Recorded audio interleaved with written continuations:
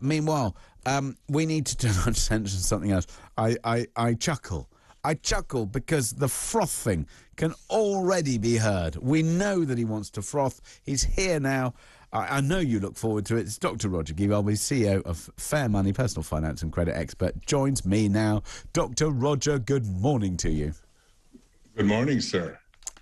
I recognise that when somebody starts a little bit of a diatribe with someone please help me, that we're sort of heading into a what I can only describe as a despair rant. Why do you need some help, Dr. Roger?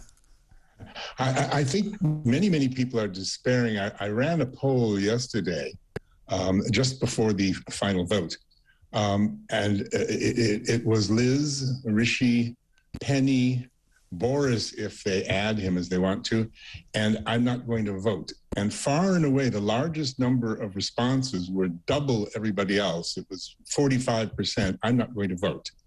And that's very telling. And I think one of the things that's really frustrating people is the rise in interest rates. And I just want somebody to please explain to me why the Bank of England has raised interest rates at a time when there's no need to curb our spending. We're not overspending, we're underspending. Everybody's giving up things and buying less than they ordinarily would. On top of which, real pay has declined by the fastest amount in 20 years. So we all have less money. And yet the Bank of England announced yesterday that they're going to have their sixth since December rate rise, most likely on the 4th of August, of another 50 basis points, 0.5%.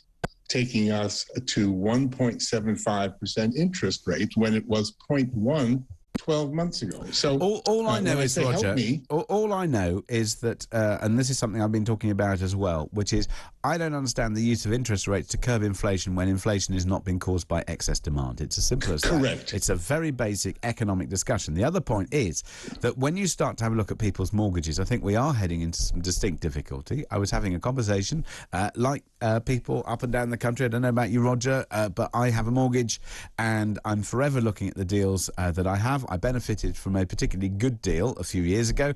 I'm now having to consider refixing my mortgage. What has happened to rates is astonishing. Double the amount of money will be coming out of my account for that mortgage. And it might sound as if it hasn't really moved very much. It's only a few percent. Those few percent in number terms are eye-watering, and that will come home to roost for whoever becomes Prime Minister, for whoever becomes Chancellor. I think that until or unless somebody gets a grip of this, we are heading towards economic catastrophe. Absolutely. I've been talking about this and the mortgages in particular for weeks. 1 to 2% mortgages, that's an average of 1.5, are now going to 3%. That is double. And I have scores of people who've told me that their monthly payments have doubled. Where do the banks get away doing that? There's no legislation possible until September. Nobody's going to do anything about it. They're doing the same thing with bank credit cards. So I want somebody to explain to me why in the middle of cost-push inflation, where inflation is a result of raw materials, not people spending a lot, the bank would raise interest rates. I think the most incredible thing, and I'm amazed that the media has not even mentioned this, they just report it as if raising interest rates is the most obvious and natural thing to do when you have inflation of any kind, which is nonsense. What they don't report is that in 2009, we had a similar situation, James, rising oil prices, other things. The Bank of England sat there with interest at 0.5% and didn't touch it until 2012, saying publicly, let inflation run, because if we start to raise interest rates and squeeze people, we're going to fall into recession and we're never going to get out of it. And also, those interest rate rises will be in themselves inflationary. Meanwhile, let's talk about Made, Made.com, the online furniture retailer. What are they saying? Well, I mean, they're simply an example of this, one of many millions. They have slashed their annual sales projections, which triggered a huge drop in their shares. And this is because consumer confidence is worsening and has hit demand for big ticket items like furniture.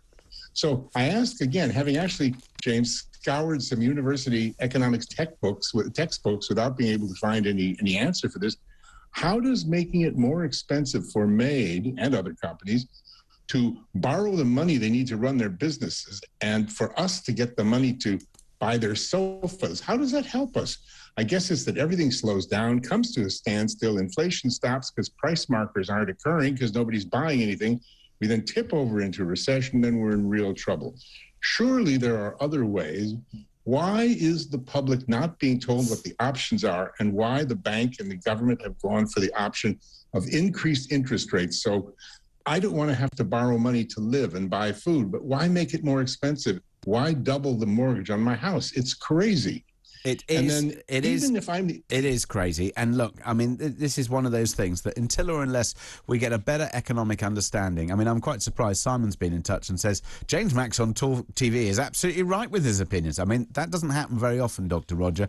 But I've joined the Froth Club this morning. I am so infuriated at the ineptitude of those who are in charge, and also the arguments that are coming out of the Bank of England make no sense. They seem and they seem not to be backed by economic either knowledge or judgment. They seem to be driven by this old adage that the only thing that you have to do, if you like, to control inflation is mess around with interest rates, when what we've also seen is this quantitative easing in order to pretend that there isn't a problem. We've just printed more money to pretend that there isn't a problem. Well, guess what? You print more money, it creates a wall of cash, it creates a asset bubble, and that bubble is you know, in terrible trouble. Well, I think you're usually right about most things, and you're certainly right about this. The situation is ridiculous. And you can see the froth ruining my nice shirt here. Even if I'm the stupid one, and I'm the only person who doesn't understand this, Deloitte, the giant accounting firm, just came out with a survey, James, that UK chief financial officers have just revealed they expect us to slide into recession next year and bring with it, quote, a prolonged period of high inflation, unquote, for years and years to come. So, you know, even if I don't understand it, even if they're right, they're wrong, because according to one of the biggest firms of accountants in the country, they are going to create a terrible situation for us by doing this, by having done it and doing it some more. I think they are. Dr. Roger, thank you so much for joining us this morning. That's Dr. Roger Gievold, CEO of Fair Money, personal finance and credit expert.